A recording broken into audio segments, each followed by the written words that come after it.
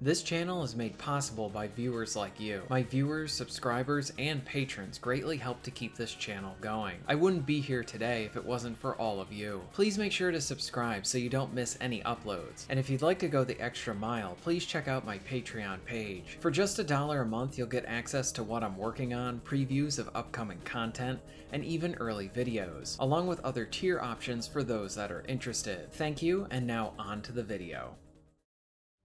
So as a fan of the first Remnant, I jumped into the second title mostly blind. I was enjoying it. The first area is very tutorial-like as you are getting your feet wet on the mechanics and any of the story setup that is needed for this entry. While I understand that most of this is needed in some respect to get the player informed on enough, along with providing some narrative elements, I was eager for some actual uninterrupted gameplay.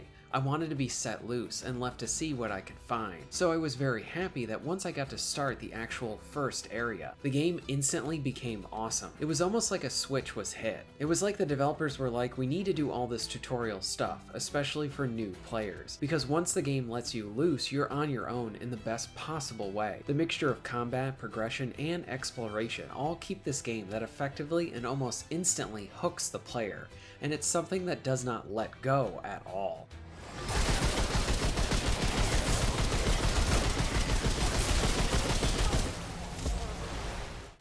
So let's go over some of the basics as it comes to Remnant. The first game and the sequel are an interesting combination of elements, with the Souls genre being a very popular one, and one that has been continuing to grow. We have seen so many variations on the formula, whether it is from open world type stuff, sci-fi, more loot driven, and then we have Remnant, which takes elements from Souls and blends them in well with sublime shooting mechanics. The shooting in this game simply feels good. It feels finely tuned and play tested, like I didn't really need to go in and need to tweak any of the settings, which is really appreciated because I'm sure we've all been there, where we started up a game and the controls or something just feels off, and then we need to spend some time finding that best sweet spot. And in those situations, it's almost like the default controls were never play tested, but here it's good stuff.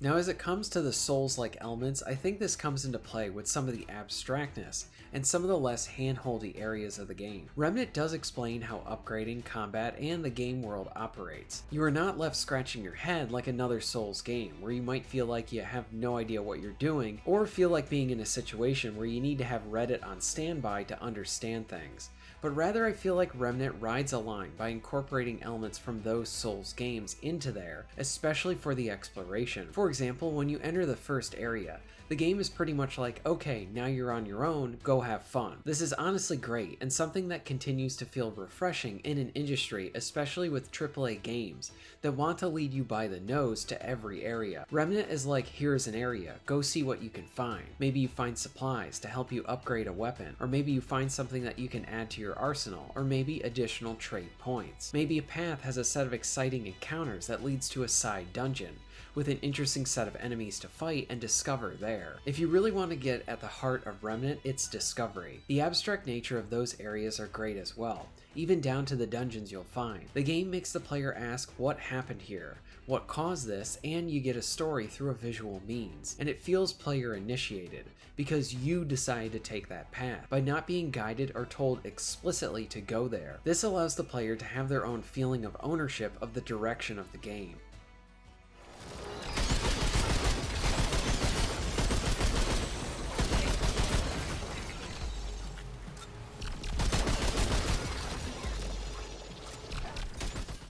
Other elements also fuel this addictive exploration. For example, one thing that I loved about the first game was being able to unlock new traits. Traits will improve certain passive areas, but you do not have them all unlocked from the outset. You have some basic ones, but you need to discover and earn all of the traits. Traits can be earned from defeating bosses and even finding them as well. Again, this all comes down to player choice. You choose that direction. You choose the dungeon or to fight that boss.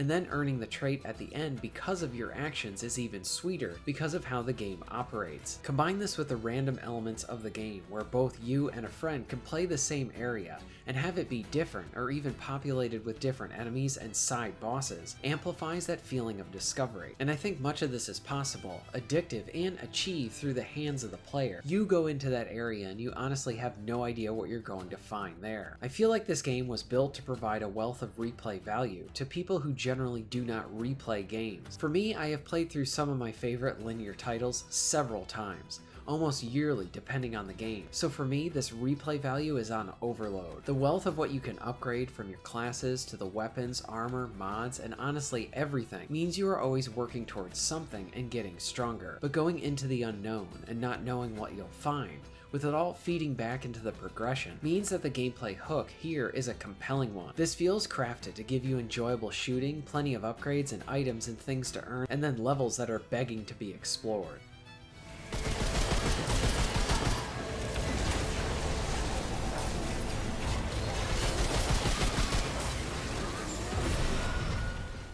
I am really happy to see how Remnant 2 is doing. I care less about the critical reception, though it is nice that it's receiving good points there too. More importantly, fans of the first seem to be really enjoying this one, and in many cases how they find the sequel to be even better than the first.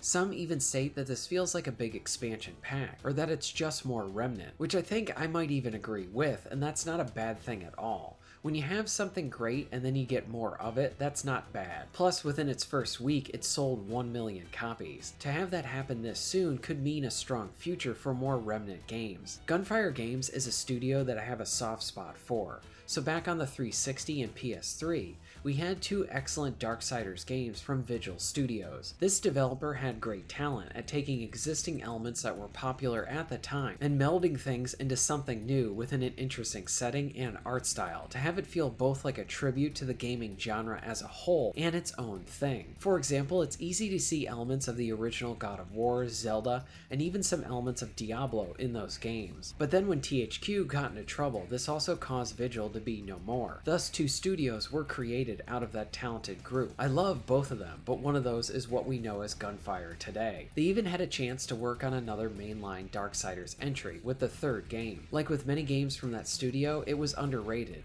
and it was simply great to see something from that IP again. But then they were also working on Remnant 1, and after I got to play that, it very much showed how varied their skill set is. The Darksiders games are more like action-adventure titles, whereas Remnant is a third-person shooter. And after spending a lot of time with 1 and now being able to play 2, these developers are ones to keep an eye out on. Remnant 2 and honestly both Remnant games provide these addictive and rewarding experiences that provides a wealth of content to enjoy. Some of this might look like a service-like game with all the rewards and events you're doing and how you'll want to go back to it because of the random elements, but both of these games are completely playable offline. So if you have a group of friends to play with, then this is perfect for that. Or maybe you just want to do it solo, you can do that as well. I will tell you, once you actually step into the first main area of the game, the exploration and working towards upgrading, along with the satisfaction from the shooting, are going to grab you and not let you go at all. Have you played Remnant 2? If so, what are your thoughts on it? Let me know all of this in the comments down below. If you're interested in being notified of new videos, please hit the subscribe button and bell. And if you would like to support the channel and get early access to content, please check out my Patreon. All of the links will be at the end of this video and within the description. And thank you very much for watching.